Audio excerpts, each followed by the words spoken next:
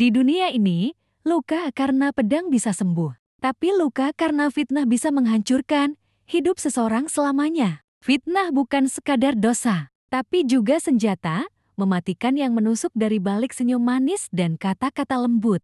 Dan kisah ini adalah bukti nyata bahwa apa yang kita ucapkan bisa menjadi bumerang yang mengerikan bukan hanya di dunia, tapi juga saat roh kita tak lagi bernyawa. Inilah kisah Bu Karni, seorang wanita yang tampak biasa di luar, tapi membawa kehancuran lewat lidahnya dan berakhir dengan azab yang membuat satu desa tak berani menyebut namanya lagi. Di sudut kota yang tak pernah tidur, tepat di balik hiruk-pikuk jalan raya dan gedung-gedung megah, terdapat sebuah lorong kecil yang gelap dan sempit. Di sanalah tinggal seorang anak laki-laki bernama Bayu, usia 11 tahun. Tubuhnya kurus, kulitnya kecoklatan, dan rambutnya selalu acak-acakan karena tak pernah sempat disisir. Tapi matanya, iya, mata itu menyimpan cahaya yang tak bisa dipadamkan. Harapan. Bayu tinggal bersama ibunya, Buati, di sebuah gubuk yang hampir roboh. Ayahnya telah tiada, meninggal saat bekerja sebagai buruh bangunan karena kecelakaan kerja. Sejak saat itu, hidup Bayu berubah. Dunia yang semula hangat, kini dingin dan keras. Setiap pagi, saat anak-anak seusianya bangun untuk pergi ke sekolah, Bayu bangun dengan membawa karung goni di punggungnya. Ia bukan ke sekolah, ia ke tempat sampah, menyusuri jalan, mencari botol bekas, kardus, kaleng apa saja yang bisa dijual ke pengepul.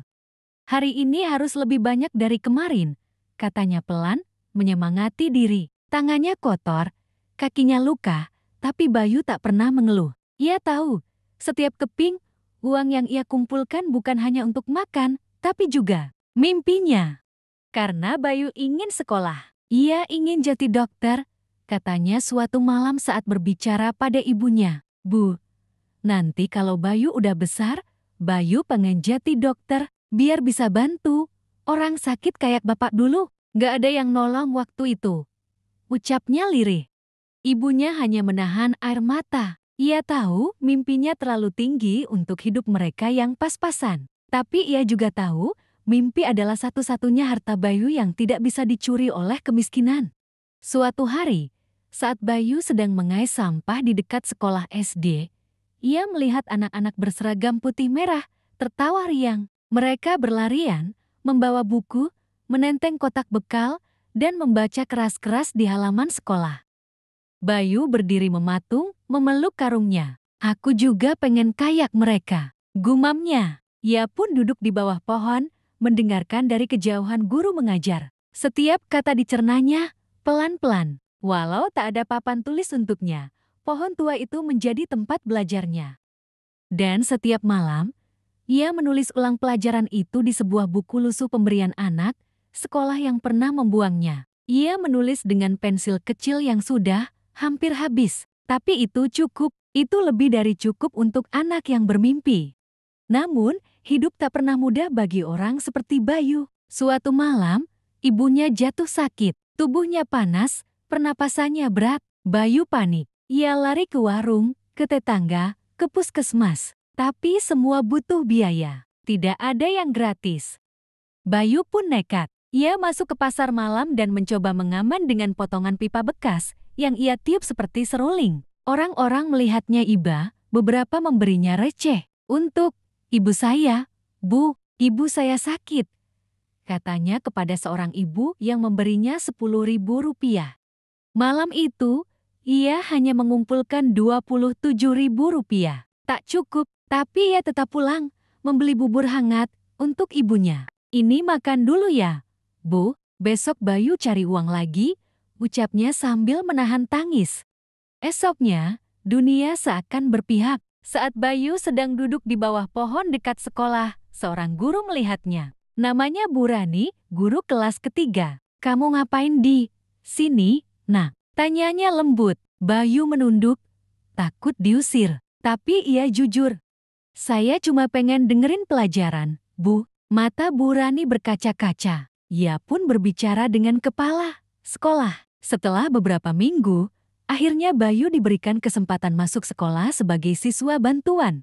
Hari itu adalah hari paling bahagia dalam hidupnya. Ia mengenakan seragam yang lebih besar 2 nomor, sepatu sumbangan, dan tas tambal sulam. Tapi ia bangga. Bayu resmi jadi murid sekolah. Namun, perjuangan belum selesai. Setiap hari, Bayu harus bekerja sebelum dan sesudah sekolah untuk mengumpulkan uang. Ia mengantuk saat belajar, sering sakit karena kurang makan. Tapi semangatnya tak pernah luntur. Hingga suatu hari, sebuah lomba menulis diadakan di sekolah. Temanya, impian dan perjuangan.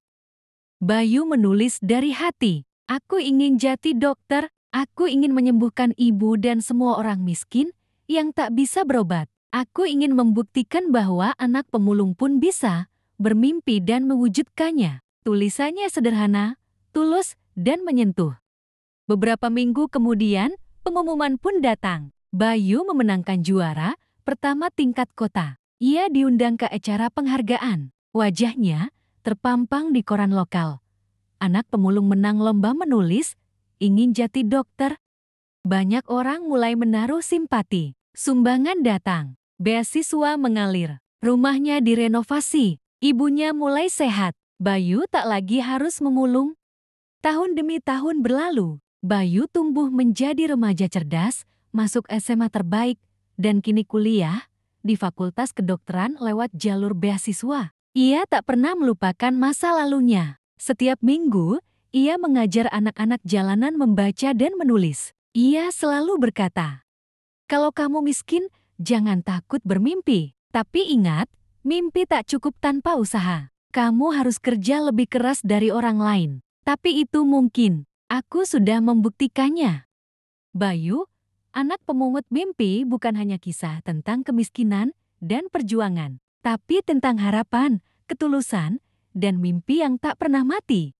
Kita tidak bisa memilih untuk lahir dalam keluarga seperti apa, tapi kita bisa memilih untuk tidak menyerah. Bayu mengajarkan kita bahwa mimpi itu gratis, tapi mewujudkannya butuh keberanian, kerja keras, dan hati yang tak pernah lelah berharap. Jangan pernah remehkan anak kecil dengan mimpi besar karena merekalah yang kelak mengubah dunia dengan cara yang paling menggetarkan.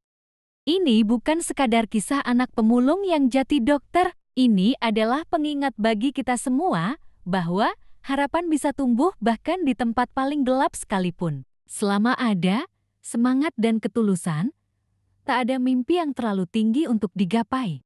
Untuk kalian yang menonton video ini, semoga kisah Bayu menjadi cahaya kecil yang menyalakan kembali mimpi-mimpi kalian yang nyaris padam. Karena sejatinya, dunia ini masih punya harapan selama masih ada orang-orang seperti Bayu. Didedikasikan untuk setiap anak yang berani bermimpi, meski hidup tak pernah ramah. Jangan lupa like, share, dan subscribe untuk kisah inspiratif lainnya. Sampai jumpa di video berikutnya.